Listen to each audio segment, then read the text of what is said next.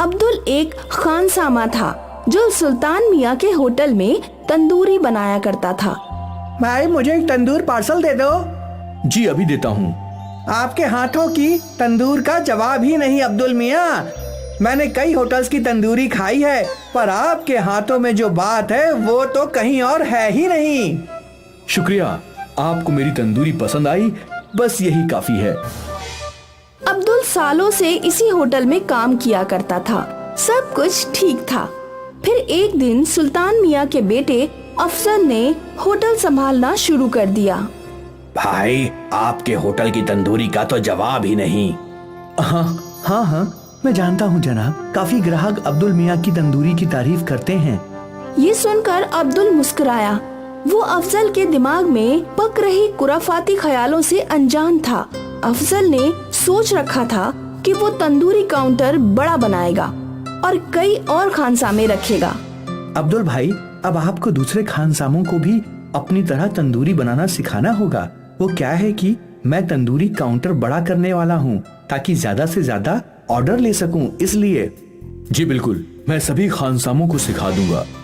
ये सुनकर अफजल खुश था। कुछ दिनों बाद तंदूरी काउंटर बड़ा हो गया। 2 और खानसामे काउंटर पर आ गए, अल्ताफ और अरबाज। अब मुझे ध्यान से देखो और सीखो। अगर मेरी तरह तंदूरी को अच्छे से पकाओगे तो ग्राहक तुम्हारी भी तारीफ करेंगे। अब्दुल दोनों को अच्छे से तंदूरी बनाना सिखाने लगा। कुछ ही दिनों में वो लोग भी अब्दुल की तरह तंदूरी बनाना सीख गए। उम्मीद है अब आपका होटल दिन दुगनी और रात चौगुनी तरक्की करेगा। आपकी दुआ कबूल हो अब्दुल मियाँ। अब्दुल ने अच्छे मन से उन दोनों खानसामों को तंदूरी बनाना सिखाया, पर अफजल बहुत ही शातिर था।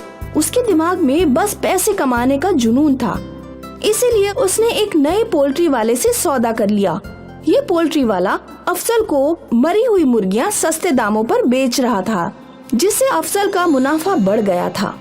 तंदूरी काउंटर बड़ा होने की वजह से ग्राहक भी बढ़ गए थे।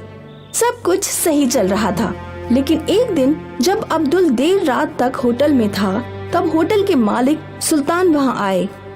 बेटा अफजल, कैसा चल रहा है होटल? बढ़िया अब्बा। मैंने सुना है तूने पोल्ट्री वाला बदल दिया है। हाँ अब्बा, ये नया पोल्ट्री वाला हमें कम दामों पे मुर्गी दे रहा है। अच्छा, पर वो कैसे? क्योंकि वो मुर्गियाँ पहले से मरी हुई हैं। या खुदा, ये क्या गुस्ताखी कर रहे हो बेटा? ये गलत है, ऐसा गुनाह ना करो। अगर हमारी तंदूरी खाकर कोई बीमार हो गया तो खुदा हमें बिल्कुल माफ नहीं करेगा बेटा। ऐसा कुछ नहीं होगा अब्बा, हर होटल वाले यही करते हैं। मेरे सारे दोस्तों के होटल में यही होता है। अब तक कोई बीमार नहीं हुआ, आगे भी नहीं होगा। मेरा काम था तुम्हें आगाह करना, बाकी तुम्हारी मर्जी। अब ये होटल तुम्हारा है और तुम इसके मालिक हो। अच्छा हो या बुरा हो, वो तुम्हारा फैसला है, ठीक है? सुल्तान साहिब वहाँ से चले गए। ये सारी गुफ्तगू अब्दुल ने सुन ली थी। कुछ देर बाद वो भी अपने घर के लिए चला गया। रात को अब्दुल इसी मसले को सोच रहा था। मैं ऐसी जगह काम नहीं कर सकता जहाँ लोगों की सेहत के साथ खिलवाड़ हो। ये सरासर गलत है, पर अफजल मियाँ मेरी बात सुनेंगे नहीं। बेहतरी इसी में है कि मैं ये काम ही छोड़ दूं। अब्दुल ने सोच लिया था कि वो सुल्तान होटल में खानसामे का काम छोड़ देगा। अगली सुबह वो होटल गया।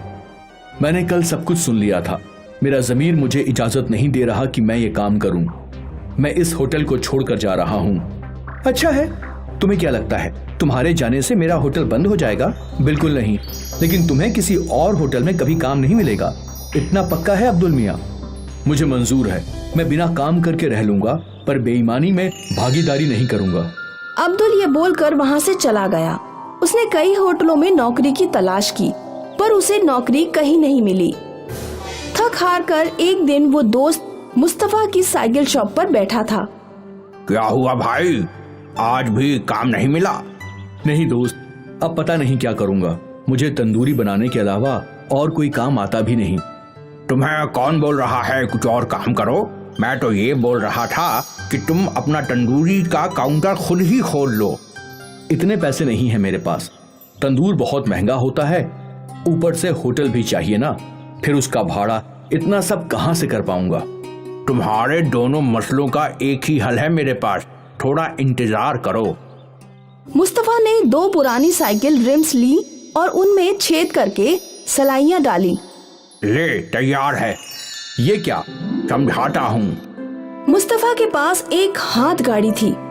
मुस्तफा ने हाथ गाड़ी की लकड़ी के ऊपर पटरा ठोक दिया और फिर ये तंदूर उस हाथ गाड़ी पर रख दिया। अब उसके नीचे तू जलते हुए कोयले रख और इसे घुमा घुमा कर तंदूरी बना। अरे वाह, ये तो बहुत अच्छा है।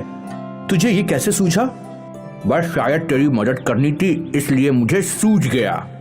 शुक्रिया शुक्रिया मेरे दोस्त। अगले दिन से मुस्तफा ने हाथ गाड़ी पे तंदूरी बेचना शुरू कर दिया। मुस्तफा तंदूरी बनाने में उस्ताद था। क्योंकि उसका होटल नहीं था, इसीलिए उसने तंदूरी का दाम भी कम रखा था। मुस्तफा के चलते फिरते तंदूरी ठेले पर ग्राहकों की अक्सर भीड़ लगी रहती थी।